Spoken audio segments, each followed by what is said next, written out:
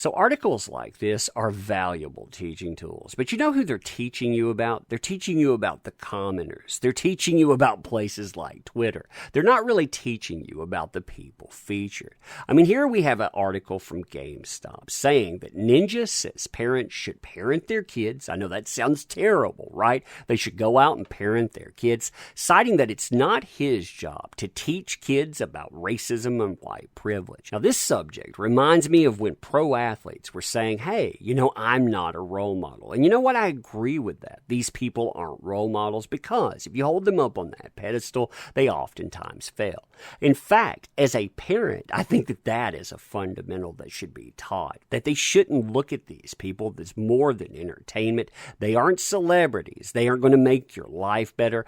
Ultimately, if you put them on that pedestal, they will fail. Also, articles like this showcase how people are all too willing to throw others under the bus and how the media, they don't care about that. They don't care about that at all. I mean, if you look at this title, for example, and you look at this title here, it's about the same subject, but, well, it's the tale of two proverbial cities. Here, you have Game Rant reflecting what GameStop said. Ninja says it's not his job to teach kids about racism and white privilege. Apparently, that title will get people to want to go in and burn someone down. They're not even willing to open that up because 85% of people, they're just headline readers. Now, compare that headline to this here. Ninja explains how better parenting can help online toxicity. Again, it's a tale of two cities, but when it comes to that, which one do you think people are more likely to comment on? Which one do you think people are more willing to endorse? And which one do you think people are more than willing to go in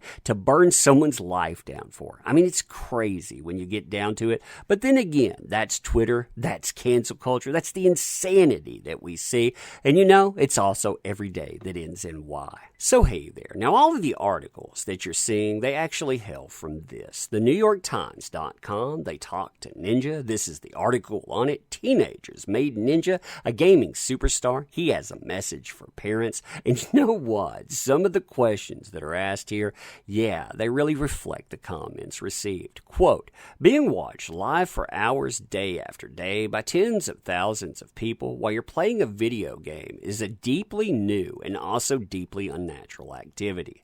It must have some effect on a person's sense of self. How do you think it affects you? His answer, streaming makes you super self-conscious. You have to be the most sure person on the planet if you're going to get into this and not be completely torn apart. If I didn't have my wife and my family to talk to, everyone's like, don't listen to what people say. All right, but when you're reading, you suck, and then you have explicits 20 times in a chat, it's going to get into your head. Like, for example, when we came back from Mixer, I knew that I wasn't going to be the biggest streamer in terms of viewers anymore. You don't get the number one streamer, leave, come back and you're number one again.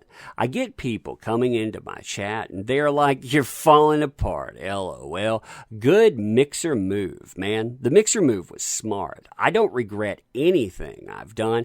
I could teach all of these kids talking explicit, but when you're replying to them, they're like, he said my name.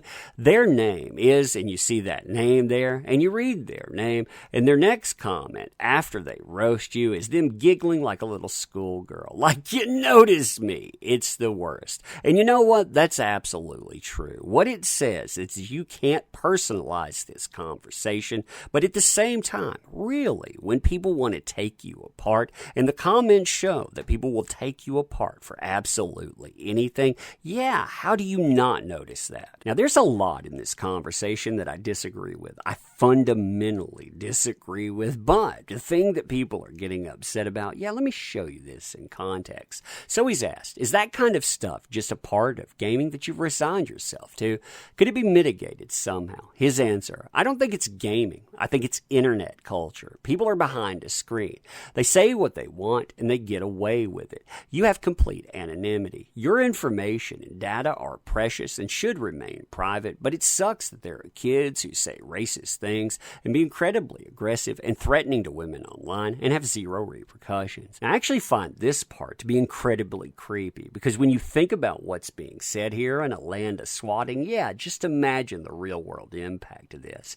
It would be awesome if when someone said something threatening, someone would get to define that, you could be like, let me look up this dude's gamer tag on this website. If the law could do this, not a normal person, and then boom, it's Jimmy. He said this. Let's call his parents. And if it was actually threatening, it would be nice if law enforcement could handle something, but that's not the way it works. People can go out and dox you. People can go out and threaten your children. They can go out and call your law enforcement, your district attorney. They can do all kinds of things. And it's a very interesting learning experience to find out, well, you can't do anything about that. But he says it all comes down to parenting. You want to know who your kid is?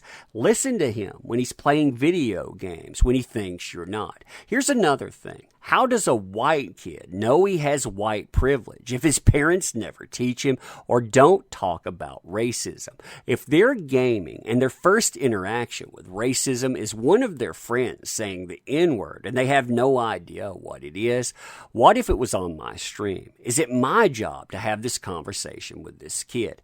No, because the first thing that's going through my head is this kid's doing this on purpose to troll me. If somebody says a racist slur on someone else's stream, it could potentially get that streamer banned. That's very true too. It's awful, but that's the first thing that I think of. So that's the original statement. And you tell me, first of all, which of these headlines here accurately conveys what the guy says? Is he talking about how better parenting can help online toxicity? Because that's positive framing. People are not going to react to that in a negative way. Here's the other way that that's framed, again by GameStop, again by Game Rant. Ninja says it's not his job to teach kids about racism and white privilege. Is that what he was really saying there? And with that in mind, I want to reflect back to the original post. I want to read you some of the comments. I'm just going to keep this up here while I'm reading it, but you listen to these. Remember, some of these are posted by people with hundreds of thousands of followers.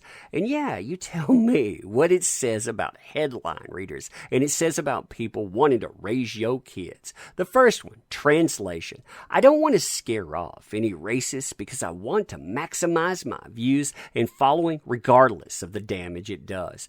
Oh yeah, I understand this one all too well, seeing as I decided doing what was right is more important than exploiting people for money. And then they put up a little symbol with a guy face palming himself. Again, is that what the dude says? Here's another. His job description is literally called influencer. As such, of course, it's your job to cultivate a community without bigotry and hate speech. The bigger your platform, the bigger your responsibility too. And one other. Sounds like he's saying, I stand to benefit from the many, many bigoted gamers and don't want to lose all that money to me. There's no excuse at this point. If you cultivate this trash, you are this trash. Again, people want to go in. They want to shut you down because of a headline that is not what you're saying.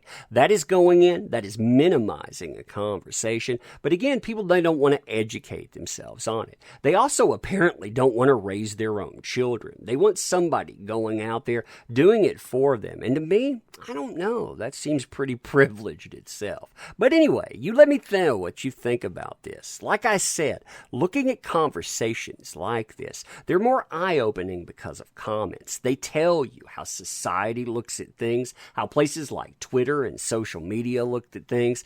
And I don't know. I feel like the world has gone insane sometimes. But then again, maybe that's just me. I don't know. You tell me what you think about it. And as always, appreciate the heck out of you. You make this stuff work. I love to tell you that because that is you. You make this thing possible. Also, want to help out the channel? Links in the description. Check them out, including our comic book. And yeah, thank you. Appreciate you. See you soon.